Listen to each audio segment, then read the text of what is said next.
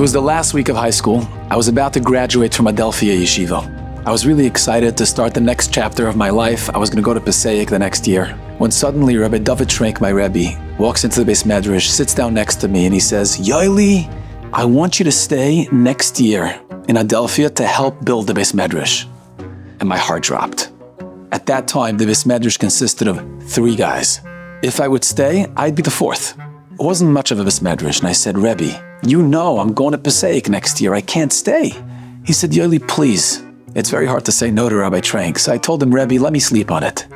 The next day, Rabbi Trank comes back into the Beis Medrash and he says, Yoeli, get into the car. I said, Rebbe, where are we going? He says, I'll tell you on the way. I get into a station wagon and we start driving down Route 9. As we get onto the Staten Island Expressway, he said, Yoeli, I'm taking you to a Din Torah. I said, what? A Din Torah? He said, I'm taking you to Rav Shmuel Berenbaum, the Zakan Roshei HaYeshivas. We're going to ask him if you should stay next year. Half hour later, we pull up to Rav Shmuel's house. Rav Shmuel invites us into his house. We sit down, and Rabbi Trank starts crying. And he says, Rebbe, Yoeli spent 4 years in Adelphia. I want him to stay another year to help build the Beis Medrash. Please tell him to stay. So Rav Shmuel turns to me. He puts his hand on my hand. He says, no, what do you say? With a quivering voice, I say, Rosh Hashiva, I'm so grateful to Rabbi Trank. I'm so grateful to Adelphia. But I feel it's time to move on. I'm going to learn better in Passaic. He says, you'll be able to learn better over there? Then go. I turn to Rabbi Trank and I see Rabbi Trank has a faint smile on his face. We get back into the car and we drive back. We didn't say another word. The next year I went to Passaic, and periodically, every now and then, Rabbi Trank would show up to the Beis Medrash in Passaic, walk right over to my seat, pick me up, give me the biggest hug, and he would say, Yoeli, I'm so proud of you. 20 years later, I get a call from Rebbetzin Trank, and she tells me the sad news that Rebbe had passed away.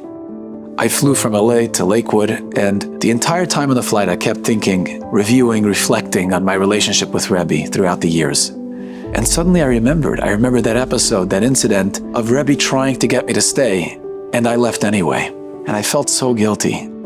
After the shiva, I called Rebbetzin Trank and I said, Rebbetzin, do you remember what happened 20 years ago? I feel like I owe Rebbe an apology. And she starts laughing and she says, Yoeli, you do not owe my husband an apology. He knew that it was time for you to go. He knew you have to leave. But he also wanted you to know how much he wanted you to stay. How much he valued you. Because as you go out into life and you face challenges, setbacks, and struggles like everybody else, always remember that you are worth fighting for. It was like a light bulb went off in my head. I'm like, wow. I thought back to the past 20 years and I realized that subconsciously, anytime I struggled with something, I kept fighting because Rabbi Trank put it into my nervous system that I'm worth fighting for.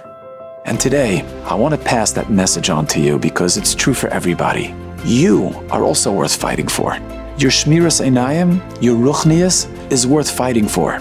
So it doesn't matter how many setbacks you have, how many challenges you face, how many times you fell, how many times you failed, 1,000, 10,000 times, it doesn't matter. Keep getting up, keep fighting. Because like Rabbi Trank says, you are worth fighting for.